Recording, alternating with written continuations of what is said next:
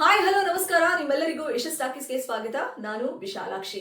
Big boss ಹೆಸರಿಗಷ್ಟೇ reality show, ಆದ್ರೆ ಅದು ರಿಯಲ್ ಅಲ್ಲ, ಅದೊಂದು ಸ್ಕ್ರಿಪ್ಟೆಡ್ ಶೋ. ಹೀಗಂತ ಕಮೆಂಟ್ ಮಾಡುವ ಮಂದಿ ಏನ್ ಕಡಿಮೆ ಇಲ್ಲ.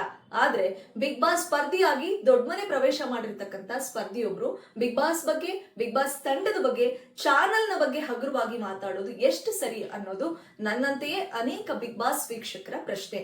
ಅಷ್ಟಕ್ಕೂ ನಾನು ಯಾರ ಬಗ್ಗೆ ಮಾತಾಡ್ತಿದ್ದೀನಿ, ಈಗೊಂದು ಕುತೂಹಲದ ಪ್ರಶ್ನೆಗೆ ಉತ್ತರ.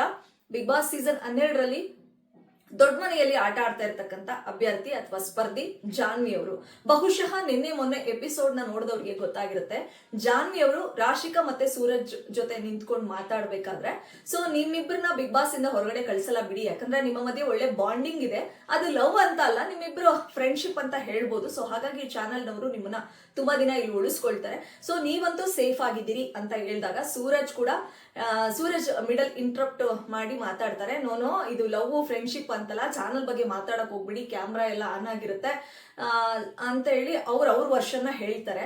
ಒಬ್ಬ ಬಿಗ್ ಬಾಸ್ ಸ್ಪರ್ಧಿಯಾಗಿ, ಅದರಲ್ಲೂ ಕಲರ್ಸ್ ಕನ್ನಡ ಚಾನಲ್ನ ನಿರೂಪಕಿಯಾಗಿ ಈ ರೀತಿ ಮಾತಾಡಿದ್ದು ಜಾನ್ವಿ ಅವ್ರಿಗೆ ಎಷ್ಟು ಸರಿ ಅನ್ನುವಂಥದ್ದು. ಅಷ್ಟಕ್ಕೂ ಈ ಒಂದು ಚಾನಲ್ ಬಗ್ಗೆ ಪ್ರಸ್ತಾಪ ಮಾಡಿದ್ದು ಯಾಕೆ ಅಂತಂದ್ರೆ, ಸ್ಪಂದನ ಬಗ್ಗೆ ಒಂದು ಕಮೆಂಟ್ ಪಾಸ್ ಮಾಡೋದಿರುತ್ತೆ ಜಾನ್ವಿ ಅವರಿಗೆ. ಅದೇನು ಅಂತಂದ್ರೆ, ಸ್ಪಂದನ ಸೀರಿಯಲ್ ಹೀರೋಯಿನ್ ಅಷ್ಟೇ, ಆಕೆ ಬಿಗ್ ಬಾಸ್ ಮನೆಯಲ್ಲಿ ಆಟನೂ ಚೆನ್ನಾಗಿ ಆಡ್ತಾ ಇಲ್ಲ, ಎಂಟರ್ಟೈನ್ಮೆಂಟ್ ಕೂಡ ಆಕೆಯಿಂದ ಸಿಗ್ತಾ ಇಲ್ಲ. ಸೊ ಅಷ್ಟಕ್ಕಷ್ಟೇ ಮೂಲೆ ಗುಂಪಾಗಿದ್ದಾರೆ, ಎಲ್ಲೋ ಒಂದಿಷ್ಟು ಜನರ ಜೊತೆ ಮಾತ್ರ ಬೆರಿತಾ ಇದ್ದಾರೆ. ಸೊ ಯಾಕೆ ಕಲರ್ಸ್ ಅವರು ಆಕೆನ ಇಲ್ಲಿ ಉಳಿಸ್ಕೊಳ್ತಾ ಇದ್ದಾರೆ, ಯಾಕೆ ಆಕೆನ ಲಿಫ್ಟ್ ಮಾಡ್ತಾ ಇದ್ದಾರೆ ಅಂದ್ರೆ, ಈ ಒಂದು ಶೋನಲ್ಲಿ ಉಳಿಸ್ಕೊಳ್ಳೋದಕ್ಕೆ ಯಾಕೆ ಎಫರ್ಟ್ ಆಗ್ತಾ ಇದ್ದಾರೆ. ಸೊ ಅವರು ಅಂದ್ರೆ ಸ್ಪಂದನ ಅವರು ಇಲ್ಲಿ ತನಕ ಇರೋದಕ್ಕೆ ಕಾರಣನೇ ಚಾನಲ್ನವರು. ಸೊ ಹಾಗಾಗಿ ಆಕೆನ ಪ್ರೊಟೆಕ್ಟ್ ಮಾಡ್ತಾ ಇದ್ದಾರೆ, ಜೊತೆಗೆ ಉಳಿಸ್ಕೊಳ್ತಾ ಇದ್ದಾರೆ ಬಿಗ್ ಬಾಸ್ ಮನೆಯಲ್ಲಿ ಅಂತ ಕಮೆಂಟ್ ಪಾಸ್ ಮಾಡಿದ್ದಾರೆ. ಇದು ಎಷ್ಟರ ಮಟ್ಟಿಗೆ ಸರಿ? ಸ್ಪಂದನ ಆಟ ಆಡ್ತಾ ಇಲ್ವಾ? ಎಲ್ರು ನೋಡಿ, ಅಂದ್ರೆ ಇಡೀ ಕರ್ನಾಟಕ ನೋಡ್ತಾ ಇದೆ ಸ್ಪಂದನ ಆಟ ಆಡ್ತಾ ಇದಾರೆ ಇಲ್ವಾ ಅಂತ. ತುಂಬಾ ಕಷ್ಟಕರವಾದ ಗೇಮ್ ಅಲ್ಲಿ ಪಾರ್ಟಿಸಿಪೇಟ್ ಮಾಡಿದಾಗ ಗೆಲ್ದೇ ಇರ್ಬೋದು, ಆದ್ರೆ ಅವ್ರ ಎಫರ್ಟ್ ನ ಅವ್ರು ಆಗ್ತಾ ಇದ್ದಾರೆ. ಗಿಲ್ಲಿ ಜೊತೆ ಆಗ್ಲಿ ಅಥವಾ ಧನು ಜೊತೆ ಆಗ್ಲಿ, ಅಭಿ ಜೊತೆ ಆಗ್ಲಿ ಕೂತ್ಕೊಂಡು ಮಾತಾಡ್ಬೇಕಾದ್ರೆ ಸೊ ಒಂದು ಫನ್ ಇರುತ್ತೆ. ಸೊ ಎಲ್ರನ್ನೂ ನಗಿಸ್ತಾರೆ. ಗಿಲ್ಲಿ ಏನೇ ತರಲೆ ತಮಾಷೆ ಮಾಡಿದ್ರು ಕೂಡ ಅದನ್ನ ತುಂಬಾ ಸಿಂಪಲ್ ಆಗಿ ತೆಗೆದುಕೊಳ್ತಾರೆ. ಸೊ ಹಾಗಾಗಿ ಒಂದ್ ಕಾನ್ವರ್ಸೇಷನ್ ಆಗ್ಲಿ, ಗೇಮ್ ಆಗ್ಲಿ, ಎಂಟರ್ಟೈನ್ಮೆಂಟ್ ಆಗ್ಲಿ, ಸ್ಪಂದನ, ಕಾವ್ಯ, ಗಿಲ್ಲಿ, ಧನು, ಅಭಿ ಅಂತ ಬಂದಾಗ ಅವ್ರ ಮಧ್ಯೆ ಒಳ್ಳೆ ಬಾಂಡಿಂಗ್ ಇರೋದು ನಿಜ. ಒಂದಿಷ್ಟು ಎಂಟರ್ಟೈನ್ಮೆಂಟ್ ಅಂತೂ ಸಿಗ್ತಾ ಇದೆ.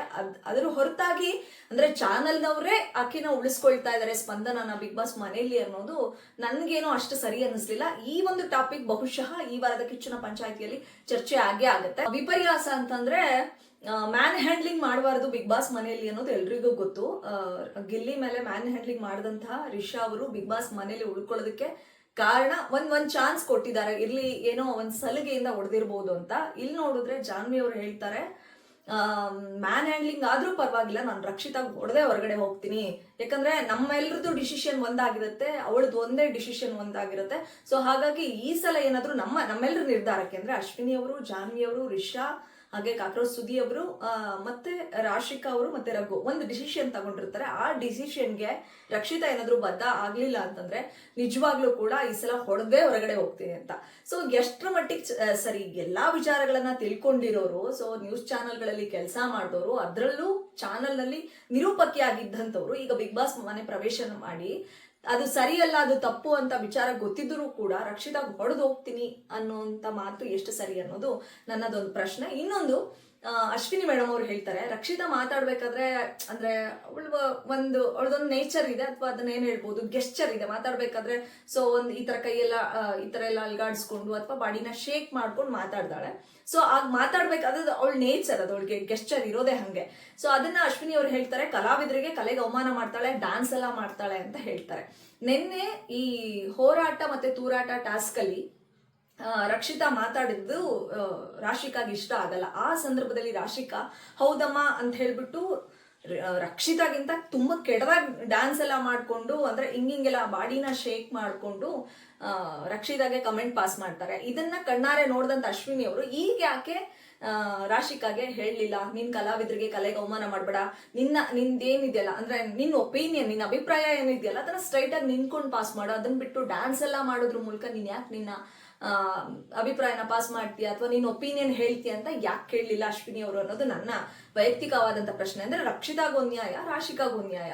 ಅದನ್ನ ಕೇಳ್ಬೋದಾಗಿತ್ತಲ್ಲ. ರಕ್ಷಿತಾ ಕೇಳ್ತೀರಾ, ಅವಳೇನಾದ್ರು ಮಾತಾಡ್ಬೇಕಾದ್ರೆ ಡಾನ್ಸ್ ಮಾಡೋ ತರ ನಿಮ್ಗೆ ಕನ್ಸಿದ್ರೆ ನೋಡಿ ಅಧಿಕ ಪ್ರಸಂಗತನ ತೋರಿಸ್ತಾಳೆ, ಕಲಾವಿದರಿಗೆ ಅವಮಾನ ಮಾಡ್ತಾಳೆ ಅಂತ ಪ್ರಶ್ನೆ ಮಾಡೋ ನೀವು ರಾಶಿಕಾಗೂ ಅದೇ ಪ್ರಶ್ನೆನ ಕೇಳ್ಬೋದಾಗಿತ್ತು ಅನ್ನೋದು ನನ್ನ ಒಂದು ವೈಯಕ್ತಿಕವಾದಂತಹ ಪ್ರಶ್ನೆ.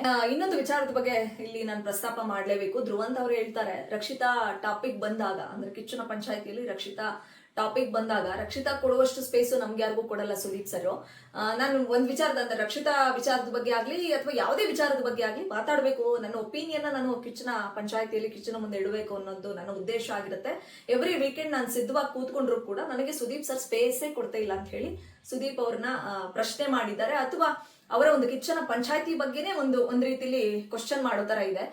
ಸೊ ಸುದೀಪ್ ಸರ್ ಈ ವಾರದ ಕಿಚ್ಚನ ಪಂಚಾಯತಿಯಲ್ಲಿ ಈ ಒಂದು ವಿಚಾರನ ಅಥವಾ ಈ ಒಂದು ಟಾಪಿಕ್ ನ ನೀವು ಚರ್ಚೆ ಮಾಡ್ಲೇಬೇಕು. ಯಾಕಂದ್ರೆ ಧ್ರುವಂತ್ ಹೇಳ್ತಾ ಇದಾರೆ ನೀವು ಸ್ಪೇಸ್ ಕೊಡ್ತಾ ಇಲ್ವಂತೆ ಮಾತಾಡ್ಲಿಕ್ಕೆ. ಸೊ ವೀಕೆಂಡ್ ನಲ್ಲಿ ಅವ್ರಿಗೂ ಸ್ಪೇಸ್ ಕೊಡಿ, ಅವರ ಅಭಿಪ್ರಾಯ ಏನು ಅಂತ ಕೇಳಿ. ಅಷ್ಟಕ್ಕೂ ಎವ್ರಿ ವೀಕೆಂಡ್ ಒಮ್ಮೆ ಅಥವಾ 2 ಸಲ ಆದ್ರೂ ಕೂಡ ಧ್ರುವಂತ್ ಅವ್ರನ್ನ ನೀವು ಪ್ರಶ್ನೆ ಮಾಡ್ತೀರಿ, ಏನಾದ್ರೂ ಇದ್ರೆ ಅವ್ರ ಟಾಪಿಕ್ ಟಚ್ ಮಾಡ್ತೀರಿ. ಕಳೆದ ವಾರ ಕೂಡ ಹೇಳಿದ್ರಿ ರಕ್ಷಿತಾ ಕನ್ನಡ ಓಕೆನಾ ಅಂತ ಕೇಳಿದಾಗ ಧ್ರುವಂತ್ ಓಕೆ ಅಲ್ಲ ಅಂತಂದ್ರು, ಬಟ್ ಸುದೀಪ್ ಸರ್ ಹೇಳಿದ್ರು ನಮಗ್ ಓಕೆ ಅಂತ. ಸೊ ಅಲ್ಲಿಗೆ ಧ್ರುವಂತ್ ಅವ್ರನ್ನ ಫೋಕಸ್ ಮಾಡಿ ಕ್ಯಾಮ್ರಾ ಅವ್ರನ್ನು ಫೋಕಸ್ ಮಾಡಿದ್ದಾಯ್ತು. ಆದ್ರೂ ಕೂಡ ಧ್ರುವಂತ್ ಹೇಳುದು ಸುದೀಪ್ ಸರ್ ನಂಗೆ ಸ್ಪೇಸ್ ಕೊಡ್ತಾ ಇಲ್ಲ ಅಂತ. ಅಷ್ಟಕ್ಕೂ ನೀವು ರಕ್ಷಿತಾನ ತಂಗಿ ಅಂತ ಭಾವಿಸಿದ ಮೇಲೆ ಸೊ ಆ ಭಾವನೆ ಪ್ಯೂರ್ ಆಗಿದ್ರೆ ನೀವು ಅವಳ ಸಪೋರ್ಟಿಗೆ ನಿಲ್ತಾ ಇದ್ರಿ. ಆದ್ರೆ ಎವ್ರಿ ಹೆಜ್ಜೆಯಲ್ಲೂ ಕೂಡ ಅಥವಾ ಪ್ರತಿ ಹೆಜ್ಜೆಯಲ್ಲೂ ಕೂಡ ನೀವು ರಕ್ಷಿತಾನ ಟಾರ್ಗೆಟ್ ಮಾಡೋ ತರನೇ ಕಾಣಿಸ್ತಾ ಇದೆ. ಈ ಹೋರಾಟ ಮತ್ತೆ ತೂರಾಟ ಟಾಸ್ಕ್ ಅಲ್ಲಂತೂ ನೀವು ರಕ್ಷಿತಾನ ತುಂಬಾ ಪ್ರಶ್ನೆ ಮಾಡ್ತಾ ಇದ್ದೀರಿ. ಇದೇ ಇವಳೇನ್ ಲ್ಯಾಂಡ್ ಲಾಡ ಅಂತ ಏನ್ ಪದ ಪ್ರಯೋಗ ಸರ್? ರಕ್ಷಿತಾ ಒಂದ್ ಸ್ವಲ್ಪ ಕನ್ಫ್ಯೂಸ್ ಆದ್ರು ಅಂತ ಕಾಣಿಸುತ್ತೆ ಈ ಹೋರಾಟ ಮತ್ತೆ ತೂರಾಟ ಟಾಸ್ಕ್ ಅಲ್ಲಿ. ಅಶ್ವಿನಿ ಮೇಡಮ್ ಅವರ ಟೀಮ್ ಏನಿದೆ ಅಲ್ಲಿ ರಾಶಿಕಾನ ನಾವು ಸೇಫ್ ಮಾಡ್ಬೇಕು ಅನ್ನೋದಿರುತ್ತೆ. ರಾಶಿಕಾ ಆರಂಭದಿಂದ ಹೇಳ್ತಾನೆ ಇದಾರೆ, ನಾನು ಎವ್ರಿ ವೀಕೆಂಡ್ ನಾಮಿನೇಟ್ ಆಗ್ತಾನೆ ಇದ್ದೀನಿ, ಸೊ ನಾಮಿನೇಷನ್ ಅಲ್ಲಿ ಬಂದು ಕೂರ್ತಾ ಇದ್ದೀನಿ, ನಾನು ತುಂಬಾ ಗೇಮ್ ಚೆನ್ನಾಗಿ ಆಡ್ತೀನಿ, ಎಂಟರ್ಟೈನ್ಮೆಂಟು ಕೂಡ ಮಾಡ್ತಾ ಇದ್ದೀನಿ, ಆದ್ರೆ ಯಾರೂ ಕೂಡ ನನಗೆ ಸಾಫ್ಟ್ ಕಾರ್ನರ್ ತೋರಿಸಲ್ಲ, ಅಥವಾ ನನ್ನ ವಿಚಾರ ಅಂತ ಬಂದಾಗ ನೀವು ಸರಿಯಾದಂತ ಒಂದು ಅಭಿಪ್ರಾಯವನ್ನ ತಗೊಳ್ಳಲ್ಲ, ಒಪಿನಿಯನ್ ತಗೊಳ್ಳಲ್ಲ. ಸೊ ಟಾಸ್ಕ್ ಮಾತ್ರ ನಾನ್ ಆಡೋದು, ಸೇಫ್ ಆಗೋದು ಬೇರೆಯವರು ಅನ್ನೋ ಕಾರಣಕ್ಕೆ ಈ ಹೋರಾಟ ಮತ್ತೆ ತೂರಾಟ ಟಾಸ್ಕ್ ಅಲ್ಲಿ ತುಂಬಾ ಅಗ್ರೆಸಿವ್ ಆಗಿ ಗೇಮ್ ಆಡಿದ್ರು ರಾಶಿಕಾ. ಸೊ ಹಾಗಾಗಿ ಅಶ್ವಿನಿ ಮತ್ತೆ ಧ್ರುವಂತ್ ಜೊತೆಗೆ ರಿಷಾ ಇವರದೆಲ್ಲ ಟೀಮ್ ಏನು ನಾಮಿನೇಷನ್ ಅಲ್ಲಿ ಕುಂತಿದ್ದಂತ ಟೀಮ್ ಏನಿದೆ ಆ ಟೀಮ್ನವರು ರಾಶಿನ ಸೇಫ್ ಮಾಡಿ ಕಳ್ಸೋಣ, ಆ ಕಡೆಯಿಂದ ಅಭಿನ ಕರ್ಕೊಳ್ಳೋಣ ಅಂತ ಮಾತಾಡ್ತಾರೆ. ಸೊ ಅಲ್ಲಿಂದ ಅಂದ್ರೆ ಸೇಫ್ ಆಗಿರೋ ಟೀಮ್ ಇಂದ ಅಭಿನ ಕರ್ಕೊಳ್ಳೋದಕ್ಕೆ ರಕ್ಷಿತಾ ಒಪ್ಪೋದಿಲ್ಲ. ಇಲ್ಲಿ ಹೆಂಗಾಗಿದೆ ಅಂದ್ರೆ ಈ ಬಕೆಟ್ ಗ್ಯಾಂಗ್ ನ ಡಿಸಿಷನ್ ಚೇಂಜ್ ಮಾಡ್ಬಿಟ್ಲು ರಕ್ಷಿತಾಳ ನಿರ್ಧಾರಕ್ಕೆ ಕೊನೆಗೆ ಇಡೀ ಬಕೆಟ್ ಗ್ಯಾಂಗ್ ಬಂದು ಒಪ್ಕೊಳ್ಳೋ ತರ ಆಗ್ಬಿಡ್ತು. ಸೊ ಅಲ್ಲಿ ಎಲ್ಲೋ ಒಂದ್ ಕಡೆ ಅಂದ್ರೆ ರಾಶಿನ ಸೇಫ್ ಮಾಡಿ ಆ ಕಡೆಯಿಂದ ರಘುನ ಕರ್ಕೊಂಡಿದ್ರೆ ತೊಂದರೆ ಇರ್ಲಿಲ್ಲ, ಬಟ್ ಇಲ್ಲಿಂದ ಕಳಿಸಿದ್ದು ಸುದಿ ಅವ್ರನ್ನ, ಆ ಕಡೆಯಿಂದ ಕರ್ಕೊಂಡಿದ್ದು ರಘು ಅವ್ರನ್ನ. ಸೊ ರಘು ಅವರು ಆರಂಭದಿಂದ ಅಂದ್ರೆ ಇಡೀ ಮನೆ ಅಶ್ವಿನಿ ಗ್ಯಾಂಗ್ ಏನಿದೆ ಆ ಗ್ಯಾಂಗ್ ಎಲ್ಲವೂ ಕೂಡ ರಕ್ಷಿತಾ ವಿರುದ್ಧ ತಿರುಗಿ ಬಿದ್ದಾಗ ರಕ್ಷಿತಾ ಪರವಾಗಿ ಬ್ಯಾಟಿಂಗ್ ಮಾಡಿದಂಥವ್ರು ರಘು. ಆದ್ರೆ ಈ ಡಿಸಿಷನ್ ತಗೊಳ್ಬೇಕು ಅಥವಾ ನಾಮಿನೇಟ್ ಮಾಡ್ಬೇಕು ಅನ್ನೋ ವಿಚಾರಕ್ಕೆ ಬಂದಾಗ ರಘು ಅವರು ಸ್ಟ್ರಾಂಗ್ ಕಂಟೆಂಡರು, ಜನ ಅವ್ರನ್ನ ಇಲ್ಲಿ ಏನೇ ನಾಮಿನೇಟ್ ಆದ್ರೂ ಕೂಡ ಸೊ ಜನ ಅವ್ರನ್ನ ಉಳಿಸ್ಕೊಳ್ತಾರೆ ಅನ್ನೋ ಆಲೋಚನೆಯಲ್ಲಿ ರಕ್ಷಿತಾ ರಘು ಅವರು ಸೇಫ್ ಆಗಿದ್ದಾರೆ, ಬಟ್ ಅವ್ರನ್ನ ನಾನು ನಾಮಿನೇಟ್ ಮಾಡ್ತೀನಿ. ಸೊ ಅಭಿ ಸ್ವಲ್ಪ ಅವ್ರನ್ನ ಫೋಕಸ್ ಮಾಡದೇ ಇರ್ಬೋದು ಕ್ಯಾಮ್ರಾಗಳು, ಅಥವಾ ಅವ್ರು ಹೈಲೈಟ್ ಆಗದೆ ಇರ್ಬೋದು. ಅಭಿ 100% ಎಫರ್ಟ್ ಆಗ್ತಾರೆ. ಸೊ ಅವ್ರು ನಾಮಿನೇಷನ್ ಬಂದು ಕೂತ್ರೆ ಜನ ಅವ್ರನ್ನ ಉಳಿಸ್ಕೊಳ್ಳೋದು ಕಷ್ಟ ಇದೆ. ಹೀಗಾಗಿ ಅಭಿ ಅವ್ರನ್ನ ನಾಮಿನೇಟ್ ಮಾಡೋದು ಬೇಡ ಅಂತ ಹೇಳಿ ರಘು ಅವ್ರನ್ನ ನಾಮಿನೇಟ್ ಮಾಡ್ತಾರೆ. ಸೆಕೆಂಡ್ ರೌಂಡ್ ಅಂತ ಬಂದಾಗ ಸೊ ಇಲ್ಲಿ ಎಲ್ಲರೂ ಡಿಸೈಡ್ ಮಾಡ್ತಾರೆ, ಆ ಕಡೆಯಿಂದ ಅಭಿ ಮತ್ತೆ ಸ್ಪಂದನನ ಕರ್ಕೋಬೇಕು ಅಂದ್ರೆ ನಾಮಿನೇಟ್ ಮಾಡಬೇಕು, ನಮ್ಮಲ್ಲಿ ಸೇಫ್ ಆಗಿ ರಾಶಿಕಾ ಹೋಗ್ಲಿ ಅಂತ ಅಥವಾ ಜಾನ್ವಿ ಹೋಗ್ಲಿ ಅಂತ ಡಿಸೈಡ್ ಆಗ್ತಾರೆ. ಸೊ ರಾಶಿಕಾ ಗೇಮ್ ಎಲ್ಲ ಚೆನ್ನಾಗಿ ಆಡಿದ್ರು ಅಲ್ವಾ, ಅವರಿಗೆ ಸೇಫ್ ಆಗ್ಲಿಕ್ಕೆ ಒಂದು ಅವಕಾಶ ಇಡೀ ಟೀಮ್ ಕೊಡ್ತು. ಇದಕ್ಕೆ ಕೊನೆಗೆ ರಕ್ಷಿತಾನು ಒಪ್ಕೊಳ್ಳೋಳಿದ್ಲು, ಒಂದು ಧ್ರುವಂತ್ ಹೋಗ್ಲಿ ಇಲ್ಲಾಂದ್ರೆ ರಾಶಿಕಾ ಹೋಗ್ಲಿ ಅಂತ ಇಡೀ ಟೀಮ್ ಡಿಸೈಡ್ ಮಾಡಿತ್ತು. ಇದಕ್ಕೆ ರಕ್ಷಿತಾನು ಕೂಡ ಅಕ್ಸೆಪ್ಟ್ ಮಾಡ್ತಾ ಇದ್ಲು, ಬಟ್ ರಾಶಿಕಾ ಯಾಕೆ ಸೇಫ್ ಆಗ್ಲಿಕ್ಕೆ ಒಪ್ಕೊಳ್ಳಿಲ್ಲ? ಆ ಕಡೆಯಿಂದ ಅಭಿ ಮತ್ತೆ ಸ್ಪಂದನ ಬಂದು ಇವ್ರ ಟೀಮ್ಗೆ ಸೇರಿದ್ರೆ ಈ ಟೀಮ್ ಸ್ಟ್ರಾಂಗ್ ಆಗುತ್ತೆ ಅಂತ ಅಕ್ಸೆಪ್ಟ್ ಮಾಡ್ಲಿಲ್ವಾ ರಾಶಿಕಾ, ಅಥವಾ ಅವ್ರದ್ದು ಒಂದು ನಿರ್ಧಾರ ಏನಿತ್ತು ಗೊತ್ತಿಲ್ಲ. ಬಟ್ ರಕ್ಷಿತಾ ತೆಗೆದುಕೊಂಡಂತ ನಿರ್ಧಾರಕ್ಕೆ ಸೋಷಿಯಲ್ ಮೀಡಿಯಾದಲ್ಲಿ ಒಂದಿಷ್ಟು ನೆಗೆಟಿವ್ ಕಾಮೆಂಟ್ಸ್ ಹರಿದು ಬರ್ತಿದೆ. ಅವಳು ಡಿಸಿಷನ್ ತಗೊಳ್ಳೋದ್ರಲ್ಲಿ ಫೇಲ್ ಆಗಿದ್ದಾಳೆ. ಆಕ್ಚುಲಿ ರಘುನ ನಾಮಿನೇಟ್ ಮಾಡಿದ್ದು ಮೊದಲ ತಪ್ಪು, ಜೊತೆಗೆ ಅಭಿನ ಸೇವ್ ಮಾಡಿದ ತಪ್ಪು, ಈ ರೀತಿ ಎಲ್ಲ ಅಂತ ಕಮೆಂಟ್ಸು ಮತ್ತೆ ರಕ್ಷಿತಾಗೆ ನೆಗೆಟಿವ್ ಆಗ್ತಾ ಇದೆ. ಇದು ಅದ್ ಏನೇ ಇರ್ಲಿ, ವೀಕೆಂಡ್ ಅಲ್ಲಿ ಇನ್ನೂ ಜನ ಇದ್ದಾರೆ ವೋಟ್ ಹಾಕೋರು, ಯಾರದ್ದು ಸರಿ ಯಾರದ್ದು ತಪ್ಪು ಅಥವಾ ಕಿಚ್ಚನ ಪಂಚಾಯತಿಯಲ್ಲೂ ಡಿಸೈಡ್ ಆಗುತ್ತೆ ಅದು. ಆದ್ರೆ ಅದೇನೇ ಇರ್ಲಿ, ರಾಶಿಕಾ ತುಂಬಾ ಚೆನ್ನಾಗಿ ಗೇಮ್ ಆಡ್ತಿರೋದೇನೋ ಸತ್ಯ, ಆದ್ರೆ ವಾಯ್ಸ್ ನ ಕಡಿಮೆ ಮಾಡ್ಬೇಕು. ಗಂಟ್ಲೇ ಇಲ್ಲ ಫಸ್ಟ್ ಆಫ್ ಆಲ್. ಅವ್ರಿಗೆ ತುಂಬಾ ಅರ್ಚಾಡೋದು ಕಿರ್ಚಾಡೋದೇ ಒಂದು ಟಾಸ್ಕ್, ಒಂದು ಗೇಮ್ ಅಂತ ಅನ್ಕೊಂಡ್ಬಿಟ್ಟಿದ್ದಾರೆ. ಸುದೀಪ್ ಸರ್ ಮೊದಲ ದಿನದಿಂದ ಡೇ ಒನ್ ಇಂದ ಅಂದ್ರೆ ಈ ಶೋ ಶುರುವಾದಾಗಿಂದ ಹೇಳ್ತಿದ್ರೆ ಎಷ್ಟು ಮಾತಾಡ್ತೀರಿ, ಎಷ್ಟು ಜಗಳ, ವಾದ, ಮಾತು ಇದನ್ನೆಲ್ಲ ನಿಲ್ಸಿ ಟಾಸ್ಕ್ ಕಡೆ ಫೋಕಸ್ ಮಾಡಿ, ಗಮನ ಕೊಡಿ. ವಾದ ಮಾಡಿ ಪರವಾಗಿಲ್ಲ, ಅದನ್ನ ಪಾಯಿಂಟ್ ಇಟ್ಕೊಂಡು ವಾದ ಮಾಡಿ. ಸುಮ್ಮನೆ ಹರ್ಚಾಡ್ತೀರಿ, ಕಿರ್ಚಾಡ್ತೀರಿ, ಇದು ಸರಿಯಲ್ಲ. ಸೊ ನೀವು ಹಿಂಗೆ ಹರ್ಚಾಡ್ತಾ ಇದ್ರೆ ಬಿಗ್ ಬಾಸ್ ನ ನೋಡೋದನ್ನ ನಿಲ್ಲಿಸ್ತಾರೆ ಜನ ಅಂತ ಡೇ ಒನ್ ಇಂದ ಹೇಳ್ಕೊಂಡು ಬರ್ತಿದ್ದಾರೆ. ಆದ್ರೆ ರಾಶಿಕಾ ತಾನು ವಾಯ್ಸ್ ರೈಸ್ ಮಾಡಿದ್ರೆ ಕ್ಯಾಮ್ರಾಗಳು ನನ್ನ ಕಡೆ ಫೋಕಸ್ ಮಾಡೋದು ಅನ್ನೋ ರೀತಿಲಿ ಅವ್ರ ಜೊತೆ ಚೆನ್ನಾಗಿದ್ದವ್ರ ಜೊತೆ ಎಲ್ಲ ಜಗಳ ಆಡ್ತಿದ್ದಾರೆ. ಸೊ ಅಶ್ವಿನಿ ಮೇಡಮ್ ಅವ್ರ ಜೊತೆ ಅವ್ರದ್ದು ಏನಾದ್ರು ಒಂದು ಒಪಿನಿಯನ್ ಪಾಸ್ ಮಾಡಿದಾಗ, ಅವ್ರದ್ದು ಅಭಿಪ್ರಾಯವನ್ನ ವ್ಯಕ್ತಪಡಿಸಿದಾಗ ಅವ್ರ ಮೇಲೂ ರೈಸ್ ಆಗ್ತಾರೆ. ನೆನ್ನೆ ಅಂತೂ ರಿಷಾ ಮೇಲೆ ಎಗ್ರಾಡಿದ್ದಾರೆ. ಸೊ ರಕ್ಷಿತಾ ಅಂತ ಬಂದಾಗಂತೂ ರಕ್ಷಿತಾ ಏನಾದ್ರು ಹೇಳಕ್ ಹೋದ್ರೆ ಅವಳ ಮೇಲೆ ಟ್ರಿಗರ್ ಆಗ್ತಾರೆ. ಕೊನೆಗೆ ರಾಶಿಕಾ ಹೆಸರನ್ನ ತಗೋಬೇಕು ಅಂತ ಫಿಕ್ಸ್ ಆಗಿದ್ದೆ ರಕ್ಷಿತಾ. ಸೊ ಎಲ್ರಿಗೂ ಕೂಡ ಎಲ್ಲೂ ಫೇವರಿಸಮ್ ಮಾಡಲ್ಲ ರಕ್ಷಿತಾ. ಅವಳವಳ ಒಪಿನಿಯನ್ ಹೇಳ್ತಾಳೆ, ಫೇರ್ ಆಗಿ ಗೇಮ್ ಆಡ್ಬೇಕು.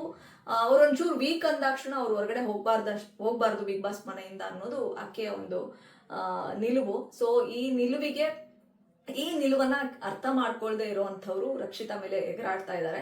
ಬೇರೆಯವ್ರನ್ನ ಸೋಲ್ಸೋಕೆ ಅಥವಾ ಬೇರೆಯವ್ರನ್ನ ಕುಗ್ಸೋಕೆ ಅಶ್ವಿನಿ ಮೇಡಮ್ ಅವ್ರ ಹತ್ರ ಅಥವಾ ರಿಷಾ ಅವರ ಜೊತೆ ಕೂತ್ಕೊಂಡು ಪ್ಲಾನ್ ಮಾಡೋದು, ಸ್ಟ್ರಾಟಜಿ ಮಾಡೋದನ್ನ ಬಿಟ್ಟು ನಿಮ್ಮ ಆಟ ನೀವು ಆಡಿ. ಸೊ ಜನ ನಿಮ್ಮನ್ನ ಸೇಫ್ ಮಾಡ್ತಾರೆ ಅಂತ ಹೇಳ್ತಾ, ಈ ವೀಕೆಂಡ್ ಅಲ್ಲಿ ಸುದೀಪ್ ಸರ್ ಒಂದು ಧ್ರುವಂತ್ ಅವ್ರಿಗೆ ಕ್ಲಾಸ್ ತೆಗೆದುಕೊಳ್ತಾರೆ ಅಥವಾ ಈ ಟಾಪಿಕ್ ಟಚ್ ಮಾಡಬೇಕು, ಧ್ರುವಂತ್ ಅವರಿಗೆ ನೀವು ಸ್ಪೇಸ್ ಕೊಡ್ತಾ ಇಲ್ಲ ಅನ್ನೋದು. ಇನ್ನೊಂದು, ಚಾನೆಲ್ನವರು ಸ್ಪಂದನಾ ಅವ್ರನ್ನ ಲಿಫ್ಟ್ ಮಾಡ್ತಾ ಇದ್ದಾರೆ, ಎತ್ತಾ ಇದ್ದಾರೆ. ಸೊ ಆಕೆ ಸೀರಿಯಲ್ ಹೀರೋಯಿನ್ ಅಷ್ಟೇ, ತುಂಬಾ ವೀಕ್ ಇದಾರೆ ಅವರು. ಆಟ ಆಡಕ್ಕೆ ಗೊತ್ತಿಲ್ಲ ಅವ್ರಿಗೆ, ಯಾವ ಸ್ಟ್ರಾಟಜಿನೂ ಮಾಡಲ್ಲ, ಸುಮ್ನೆ ಗುಂಪಲ್ ಗೋವಿದ್ದ ತರ.